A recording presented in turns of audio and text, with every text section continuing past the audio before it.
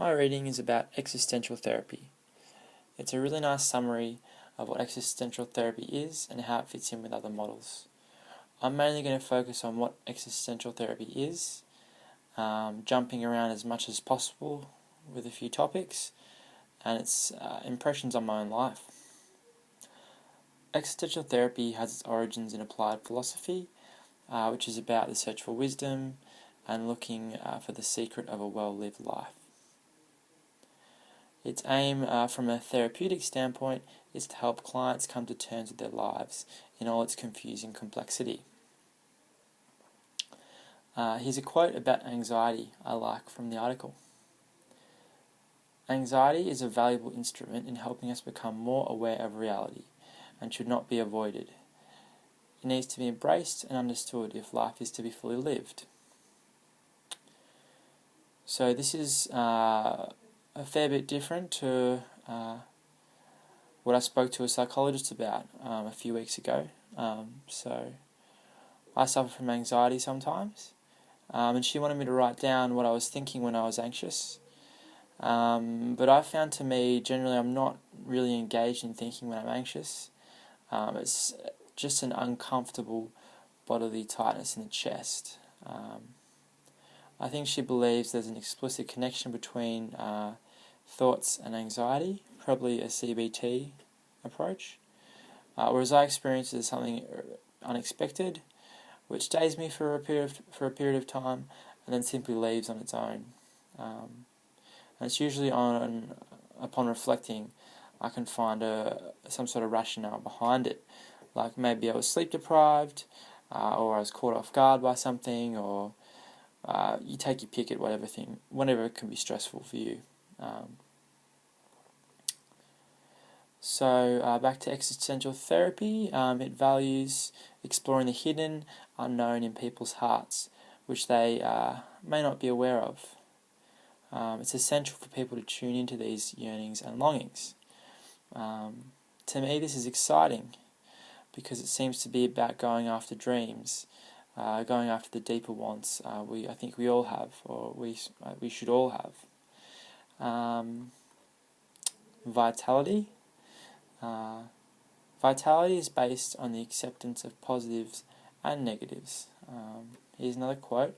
There can be no life without death, no health without illness, no happiness without unhappiness. Learning to work with these tensions is the essence of being real. This is something I resonate with. People I look up to generally take the good with the bad, they go with the flow and appear authentically themselves regardless of the challenges they face. The next topic is problems and change. Change is a continuous process, always affecting us. Humans do tend to have an urge to look for stability. We all have problems, some bigger than others. Some people have learned to overcome or adjust to very large problems, whereas others slip up with less significant problems. Existential therapy values freedom of choice and taking responsibility for the direction of our lives. We shouldn't lay blame on ourselves, others, or circumstances. Our perspective on an issue makes all the difference. Here's another quote. An awareness of what is the case will change what is the case, and as their own story is told to the therapist, they will gradually alter their own interpretations and thus themselves. The objective of existential therapy is to enable clients to become more open to their own experience in all its paradoxical reality and to tolerate their own anxiety through self-reflection. Crisis is an opportunity to forge new choices, and the therapy is there to ensure breakthrough rather than breakdown. Onto the therapist's therapeutic sort of approach.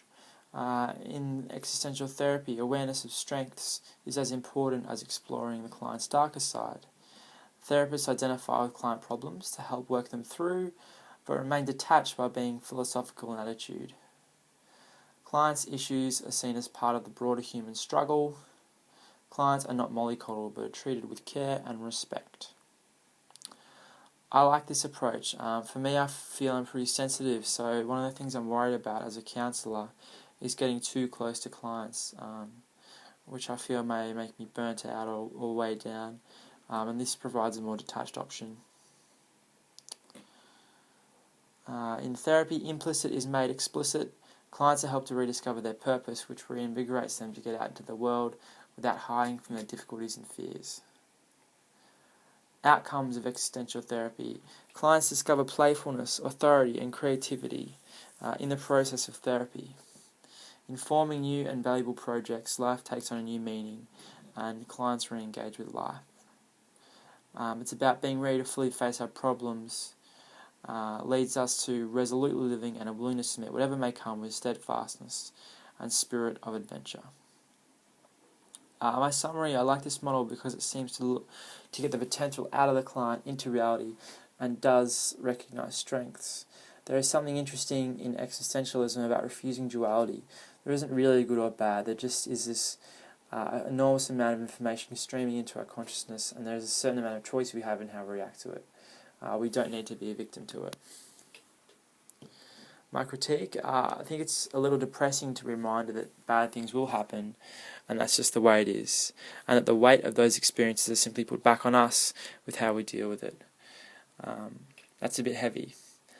There isn't a lot of research backing up existentialist counselling methods. This section of the paper talking about research points to earlier studies by Yolom and drawing similarities between the person-centered approach. So that's something where CBT would have it over existentialism. That's my talk.